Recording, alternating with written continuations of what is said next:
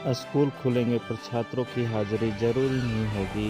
शिक्षकों के लिए कुछ शर्त भी रखी गई हैं। झारखंड में स्कूल तो खुल जाएंगे लेकिन छात्र छात्राओं की हाजिरी जरूरी नहीं होगी। लेकिन शिक्षकों के लिए कोविड टीका का दोनों डोज लेना जरूरी होगा। सभी शिक्षकों, छात्र और स्कूल के कर्मियों को मास्क पहनना अनिवार्य होगा। स्कूल अपने सामान्य टाइम टेबल के साथ खुले रहेंगे। राज्य सरकार के गृह, कारा एवं आपदा प्रबंधन विभाग ने कोविड संबंधी गाइडलाइंस को लेकर मंगलवार को आदेश जारी कर दिया है। राज्य के 7 जिलों रांची, पूर्वी सिंहभूम, देवघर, चतरा, सरायकेला, बोकारो और सिमडेगा में कक्षा 9 से 12वीं तक ऑफलाइन संचालन की अनुमति दी गई है। बाकी 17 जिलों में स्कूलों में कक्षा 1 से 12वीं तक की कक्षाएं, आवासीय विद्यालयों और स्पोर्ट ट्रेनिंग ऑफलाइन संचालित करने की अनुमति दे दी गई है। स्कूलों, कोचिंग संस्थानों और प्रशिक्षण संस्थानों में सोशल डिस्टेंसिंग के पालन के साथ एसओपी जारी की गई है। यह आदेश तत्काल प्रभाव से अगले आदेश तक के लिए लागू कर दिया गया है। स्कूलों में उपस्थिति के लिए छात्रों के माता पिता की अनुमति अनिवार्य होगी। स्कूलों में सामूहिक सांस्कृतिक कार्यक्रमों पर रोक है। 7 जिलों रांची, पूर्वी सिंहभूम, देवघर, चतरा, सरायकेला, बोकारो और सिमडेगा को छोड़कर अन्य 17 जिलों में ऑफलाइन टेस्ट और परीक्षाएं भी ली जा सकेंगी।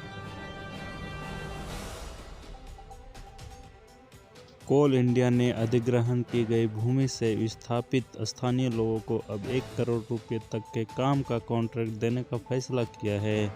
केंद्रीय कोयला मंत्रालय ने इस पर अपनी सहमति दे दी है। इससे विस्थापितों की आर्थिक आजीविका को मजबूत आधार मिल सकेगा।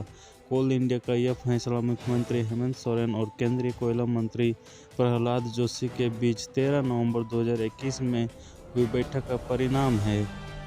मुख्यमंत्री ने केंद्रीय मंत्री से कहा था कि राजमहल सहित राज्य में 1 करोड़ तक का ठेका स्थानीय लोगों को देने की योजना बनानी चाहिए। मुख्यमंत्री की ओर से कहा गया था कि भूमि अधिग्रहण के कारण बेदखल हुए ऐसे स्थानीय निवासी जिन्हें बदले में नौकरी नहीं दी गई है, उन्हें ई टेंडर के 1 करोड़ तक का ठेका दिया जाए। मुख्यमंत्री की मांग के बाद कोल इंडिया में समिति का गठन हुआ। समिति में अध्ययन के बाद स्थानीय विस्थापितों को कॉन्ट्रैक्ट देने की सिफारिश की गई।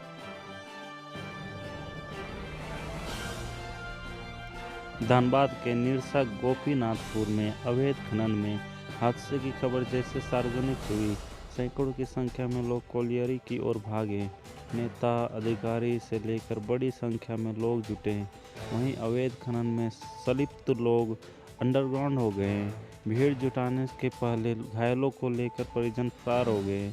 कई का इलाज बंगाल के कुछ निजी अस्पताल एवं क्लिनिक में कराए जाने की सूचना है। 10 से अधिक लोग घायल भी हुए हैं। घटनास्थल पर खनिकों के सामान बिखरे पड़े थे। रेस्क्यू के दौरान जैसे जैसे शव निकलते गए, माहौल गमगीन होता गया। कुल मिलाकर अवैध खनन की स्याह तस्वीर देखने को मिली। गोपीनाथपुर ओसीपी की बंद खदान में अवैध खनन वर्षों से हो रहा है। मौके पर मौजूद लोगों ने कहा कि पुलिस पदाधिकारी या कंपनी के अधिकारी सभी को पता है कि इस बंद प्रोजेक्ट में अवैध खनन हो रहा है। हादसे के बाद मुस्तैदी दिखाने से क्या होगा? सही में चिंता है तो पहले रोकथाम करते। जो सब मिले उनके परिजन रोते बिलखते नजर आए। मामला आपराधिक है, इसलिए खुलकर रो भी नहीं पा रहे थे। गोपीनाथपुर में 5 लोग मौत की आधिकारिक पुष्टि की गई है। वहीं स्थानीय लोगों ने एक और स्थानीय मजदूर के मरने की बात कहते सुने गए। नाम तक बताया जा रहा था। कहा कि मजदूर का शव ऊपर ही था, इसलिए परिजन लेकर भाग गए। 43वें स्थापना दिवस का मुख्य समारोह दुमका में आयोजित किया गया था। मुख्यमंत्री ने अपने संबोधन में कहा कि आज ऐतिहासिक दिन है। गरीब, मजदूर, आदिवासी, पिछड़ा, दलित समाज की लड़ाई लड़ने के लिए जिस दल का गठन किया गया था, वह पार्टी आज तेजी से अपने आंदोलन को आगे बढ़ा रही है। समारोह की पुरानी परंपरा को याद करते हुए उन्होंने कहा कि दुनिया में महामारी का प्रकोप है, इस कारण भव्य समारोह की 40 वर्ष पुरानी परंपरा पर अल्प विराम लगा है। पहले हम देर रात तक स्थापना दिवस मनाते थे, अभी गाइडलाइंस की दायरे में मना रहे हैं।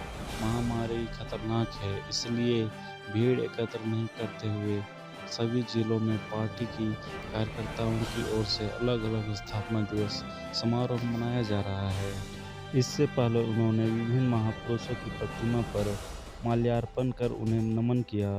इसके बाद कार्यक्रम की औपचारिक शुरुआत की घोषणा की।